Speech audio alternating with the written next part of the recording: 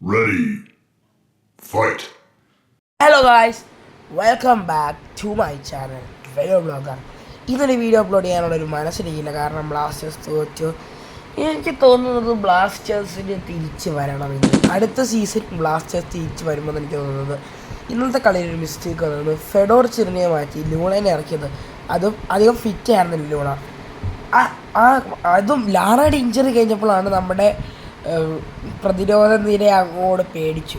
എനിക്കൊന്നും അറിയില്ല, ലാറ ഉണ്ടെങ്കിലും ഇല്ലെങ്കിലും രണ്ടുപേരും ഗോൾ കീപ്പറല്ലേ. നല്ല കാര്യം കരഞ്ജിതിനെ ആദ്യം തൊട്ട് ഇറക്കാൻ, അല്ലെങ്കിൽ നമ്മളിപ്പോൾ തന്നെ തോറ്റുകൊണ്ടിരിക്കേണ്ടതായിരുന്നു. ലാറ സച്ച് പാഷനേറ്റ് മാൻ. താൻ കാലൊടിക്കുമെന്ന് അറിഞ്ഞിട്ടും ആ ബോൾ സേവ് ചെയ്തു. ഫുട്ബോളിൽ ഇത്രയും പാഷൻ കൊടുക്കുന്ന മറ്റൊരു ഗോളി ഉണ്ടെങ്കിൽ അത് ലാറ അല്ലാണ്ട് മറ്റ് വല്ലവരുണ്ടെങ്കിൽ അത് അമേരിക്കൻ ഫ്രഞ്ച് ലീഗുകളിലൊക്കെയാണ് കളിക്കുന്നത് എന്നെനിക്ക് തോന്നുന്നു. തൊണ്ടയ്ക്കെതിരെ പ്രശ്നമുണ്ട്. പക്ഷേ ISL കേരള ബ്ലാസ്റ്റേഴ്സ് ഇതുവരെ ഫൈനൽ അടിച്ചിട്ടില്ല.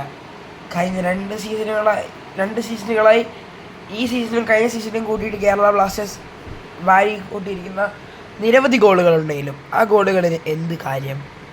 വെറും ഒരു ഫൈനലിൽ കൂടെ എത്താൻ കഴിയുന്നില്ല. ഇത്രയും വാരി കൂട്ടിയിരിക്കുന്ന ഗോളുകൾക്ക് എന്ത് കാര്യം? അടുത്ത സീസൺ ബ്ലാസ്റ്റേഴ്സ് ശക്തമായിട്ട് വരട്ടെ എന്ന് നമുക്ക് പ്രാർത്ഥിക്കാം. അത്ര നേരത്തേക്ക് ഇറ്റ്സ് മീ വെയോ vlogger signing off. See you in next video. Wish Kerala Blasters well and let the team follow success in the next season. By that time, so wait. ഒരു കാര്യം പറയാൻ മറന്നുപോയി. ഡിമി മിസ് ചെയ്ത കളിയായിരുന്നു. ഡിമി ടോപ്പ് സ്കോറായി നിൽക്കുമ്പോൾ miss ചെയ്യുന്നത് very ബാഡാണ്. കാരണം Roy Krishnan, Diogo Manisha കളിയിലുണ്ട്. അവർ top സ്കോറേഴ്സാണ്.